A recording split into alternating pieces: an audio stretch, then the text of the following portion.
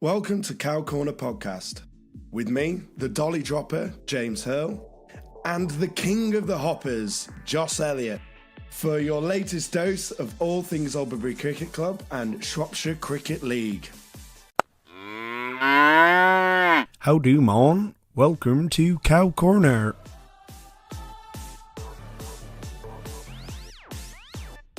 So we're involved in two indoor leagues this year, as I'm sure you all know. I'll start with Ponsonby. We had two teams in the Ponsonby League. They had mixed fortunes. Alberbury A are currently second. They may end up third. They're 2 points ahead of Acton Reynolds, who've still got a game to play. Talking about Acton Reynolds, Alberbury had a tremendous semi-final against them. You may be aware we played them in a league earlier in the year and went down to the last ball.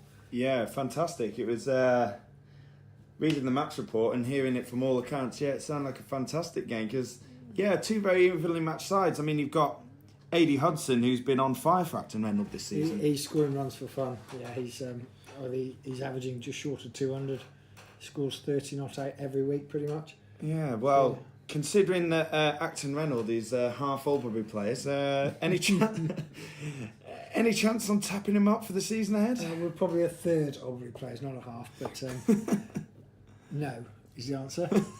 But anyway, we met them again in the semi-final of the Cup, and once again a tremendous game of cricket. Alberbury batted first, posted 110 for 5. I think Owen Aspinall top scored with 29 and Stuart Ayres scored 22 or something. And in reply, Reynolds needed 5 off the last over to win, and you'd back any team really to score 5 off the last over. And we had 4 wickets in hand or something like that. Got eventful, didn't it? Alex Hughes was facing. Lara Jones was bowling. She bowled fantastic over. So Alex hit the first 2 balls, if I remember correctly, hit the wall. So we needed 3 or 4 balls. Hit the wall with the ball and also his toys, I hear. His toys were everywhere. Yeah. But I think he's going to... Anyway, the third ball was a dot, so he still needed 3 off 3. Then he was out, so he needed 3 off 2.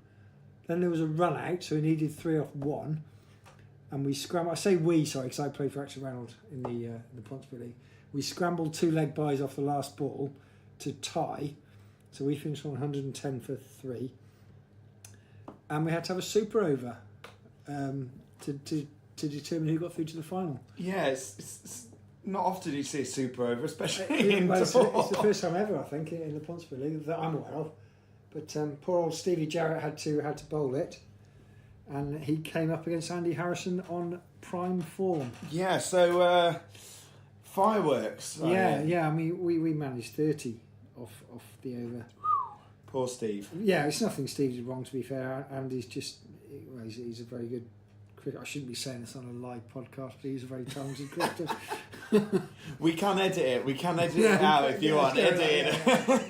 And then Andy bowled our over, and it was mission impossible. I think it was Mark Jones and Stuart Ayres couldn't get close.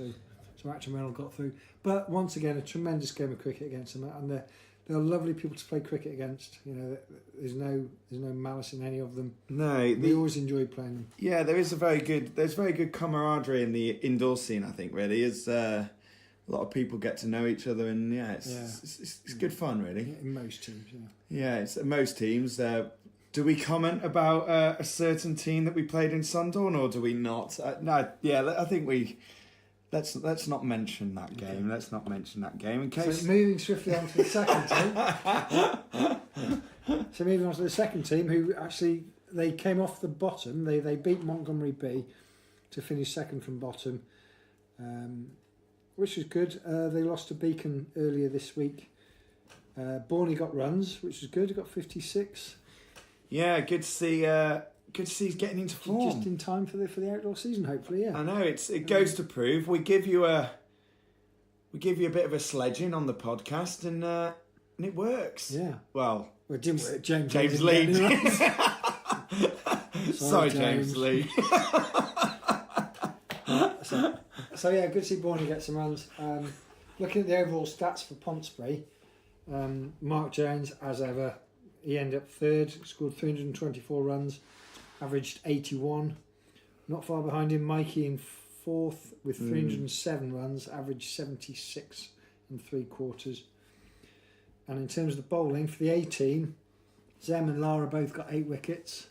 Zem is an indoor machine when it comes to bowling, isn't it? Every week he just seems to pick up. Tricky customer. And a finisher with the bat. Yeah. And the highest wicket taker for the B team was Charlie Bourne with 4, incredibly. But moving on to Sundawn, we've got the one team in Sundawn. They narrowly missed out on promotion. Yeah. You playing this team, don't you, Hurley? So you can obviously... Yeah, it's quite a close one. I mean, not for the want of trying. We really tried to go up this year, and just Condover had our number, and it's once again it's just one of those where we have the ability. We could have gone up. We beat Sunderland. You did the Shelton. double. Shelton. We did the double, and arguably the hardest team, and they even brought out all their all-stars when they played us in the final game. Well, they had Dean Suits playing for them, and did Sam Griffiths play? Sammy Griff, Suits, everyone, and strong team. it's we still beat them, which is fantastic. Well, when I say we, it is we're very much the Mark Jones and Steve Jarrett show. But then what Alberbury team isn't? I mean, you mentioned those two. I look at the batting stats. Mark Jones won the batting award for Division 2 by a country mile. He was about 60 runs clear of the next. He scored 271 runs. He was only out twice, so he averaged 135 and a half. Steve Jarrett was third with 208. So well done to those two. And Lara won the bowling award. Yeah, hard pushed by a certain podcast presenter, but I wasn't. I was nowhere near. But yeah, decided it would be an embarrassment on the league if I were to win. So fair play to Lara. She Lara finished with 9 wickets for 177 over the season, which is a fantastic effort. So. She's bowled fantastic bowling this year. Really, really good, and she'll really hoping that if she gets given the chance, she can transfer that into the outdoor season, and especially if she bats like she was at Nets the other night. She was smacking it all around. It's 2019 we may see a new Lara Jones. She continues to be a very exciting prospect indeed. But the Sundawn season and the cup hasn't finished. We were thinking it would be finished by the time we did this podcast. Just explain to me, Hurley, why you've still got a game to play, at least one game to play. Yeah, so we when the masterminds behind this podcast they came in, just sat down and we thought when we may do it, we thought this would be an ideal date because we thought Alberbury would be knocked out of the cup and all of the leagues would be finished. So we thought, fantastic. But no, we're left with one game left because Frankton, Division 1, who we thought we may be playing and who we thought we'd probably end up losing to, ended up conceding to Cund B, which meant that we played Cund B in the quarter-final, and we dispatched quite well, and I myself found some form. I knew you'd bring it up somehow. Hey, it's my podcast, our podcast, we can say. Anyway, moving swiftly on. So we have got through to the semi-final. I suspect they're going to have a tougher game then. They will play the winners of Grasshoppers A and Beacon in the semi-final. And I really hope that we jinx it like we did last time, because last time we announced that we would be playing Frankton and they pulled out. So I hope by announcing that Alberbury in the semi-final will be playing Grasshoppers A, it will be a good sign. In your Grasshoppers, they may be distracted. They have a very big game coming up on the 31st of March. Yeah, so do you want to tell us more about that? Because you are actually the main man of Grasshoppers this year, are you not, Joss? I'm their Sunday captain. I wouldn't say I'm their main man. Certainly not indoor, I'm not. I'm their scorer. But they've had a tremendous run.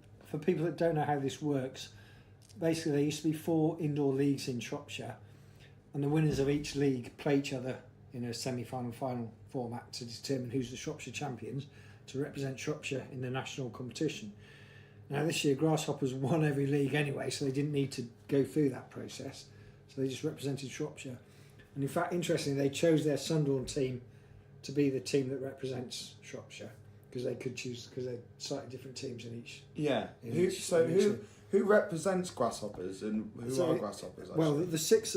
I'll tell you in a minute. I'll just move on. So they represented Shropshire. They played Derbyshire champions Spondon in Sunderland in January, beat them quite easily in the end to get through to the last 16. So we got a busload of fans and players up to Old Trafford last Sunday. Had a fantastic day. So the six that represented Grasshoppers in Old Trafford were Joe Yapp, captain, Jack Edwards, who plays for Shifnal, Craig Heath, plays for Sentinel, Andy Harrison, Ian Simmons and Alex Johnson. And they came up against Tynemouth in the last 16, who are the North East champions.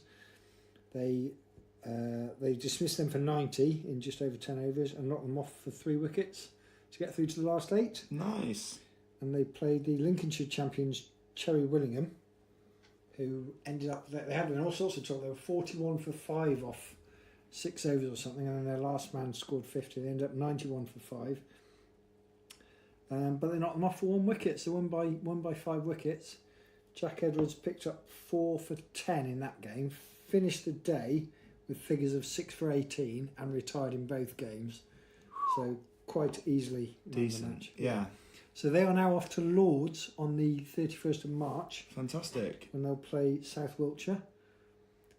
And if anyone wants to go along, there's a bus again going down on the Saturday, coming back on the Sunday. If anyone wants to come along, let me know. And it should be a really good day. We had such a good time coming back from Old Trafford, obviously celebrating because we got through. Cause the last team from Shropshire to get that far was Rolls-Royce in 1983. So it's a fantastic achievement to them. But anyway, that's what you're up against in the last 4, probably, if they beat Beacon. Yeah, fun. Good luck with that. Yes. Not writing off Beacon anyway, because they are themselves quite a formidable side. And, well, yeah, a lot of them listen to the podcast. So, yeah, Beacon, good luck. Do us a favour.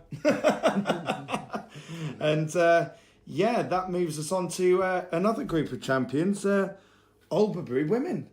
Oh, sorry, yes, I meant to ask that. So, they're enjoying some success, haven't they? Yeah, so Alberbury women were the champions, I think, for 2nd or 3rd year in a row of the Women's Indoor Elite League. So it doesn't go as long as the men's for some reason, but that's something else. And they played Shropshire Renegades, Sentinel and Quat twice, and remained undefeated. Captained by our very own Lara Jones. The team consists of Molly Batkin, Zoe Griffiths, Emily Yates, Keely Jones, and the Churms. So, yeah, it's they've done really well, fantastic, and won each of the games convincingly, actually, especially against some good opposition. I mean, Quat have a few good players, and they have one who plays for Worcestershire in Jenny Cotham, I think her name is, or something like that. Sorry if you're listening and I've pronounced it wrong. And yeah, Sentinel have a decent side, and then Shropshire's like Renegades is like an all-stars team. So yeah, fantastic from them, and be interesting to see if we can build on that and make more of the women's team, really, because yeah, we've been a shame with such success to not really do too much with it. Absolutely, yeah. Fantastic. But yeah, so that's our indoor roundup, and next on to the one you've all been waiting for, the fantasy roundup.